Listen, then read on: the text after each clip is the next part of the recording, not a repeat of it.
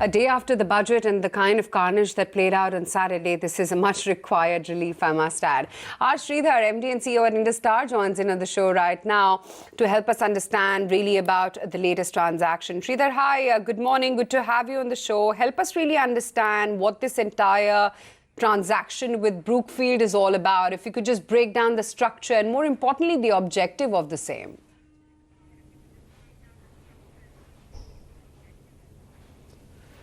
The Brookfield is a $510 billion asset under management, largest private equity in the world. And this is their first investment in India in an NBFC listed and a partnership deal. So for us, we get a partnership of a large private equity. IndoStar, as you know, is a 9-year-old company with a platform and management. What we require is capital. We are very confident of our growth plans for the next 5 years. So when this capital had come as a partnership, we have taken it. The total investment by Brookfield in the company is 1,225 crores, which is coming as an equity. And apart from that, they are buying a small quantum from the shareholders Everstone. And there will be a third component, which will be an open offer. So at the end of the transaction, after the approvals, Brookfield is likely to have a minimum of 40% equity in the company. What are you looking at using the fund infusion for? If I could get some more details from you, Mr. Shridhar.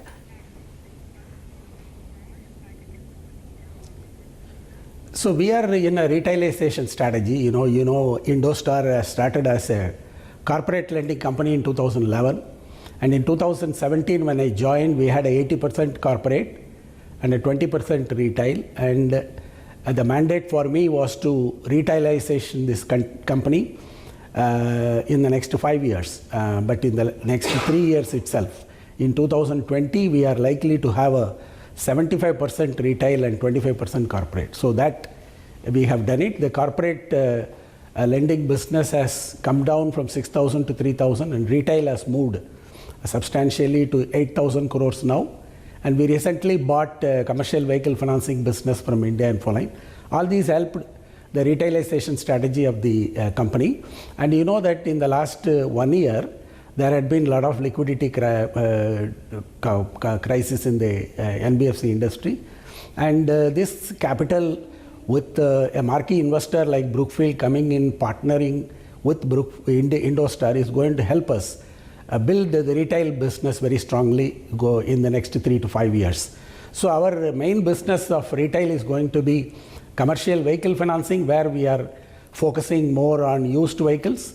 And we are also going to build in a big way the affordable housing finance business.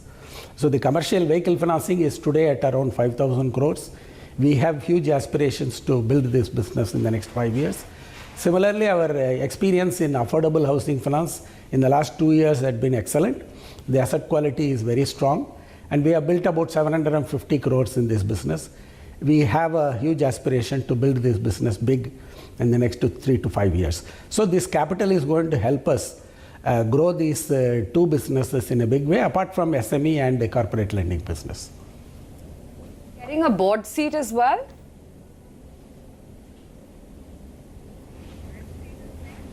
Yeah, they will have 2 board seats, and Everstone will have 2 board seats. Okay.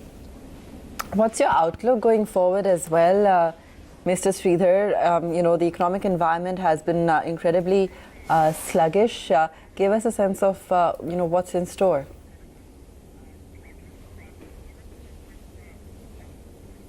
See, today we have been troubled by the liquidity. Now we have huge capital. And with Brookfield coming into the company, it's also going to help us in the liability also. So we will be having a lot of debt coming in, flowing into the company. So all our liquidity problems and capital problems resolved, it's going to be only execution.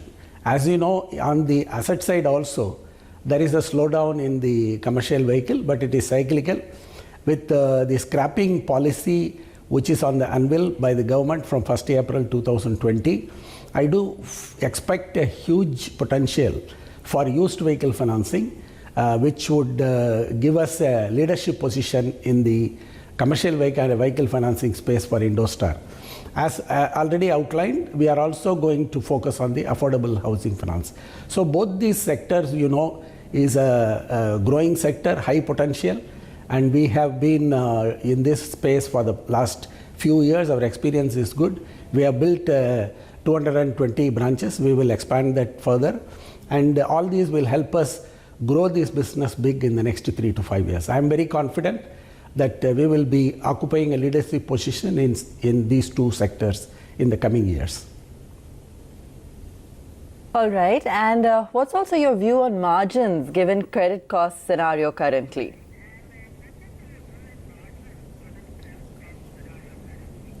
See, our credit cards have been in single digit before the IL&FS problem.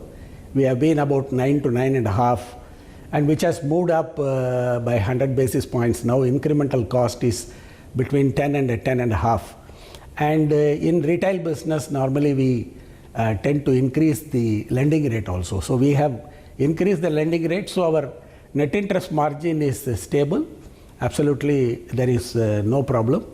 The credit cost has been a little bit higher because we bought the CV financing business from India Infoline. With that, we have also taken some NPLs, and we had 1 or 2 cases in the corporate lending which had become NPL. Apart from that, we have a very good asset quality. So today, asset quality is good. We have excellent ALM. We have capital also. Now that new capital is also coming, we will focus on execution and build businesses. All right.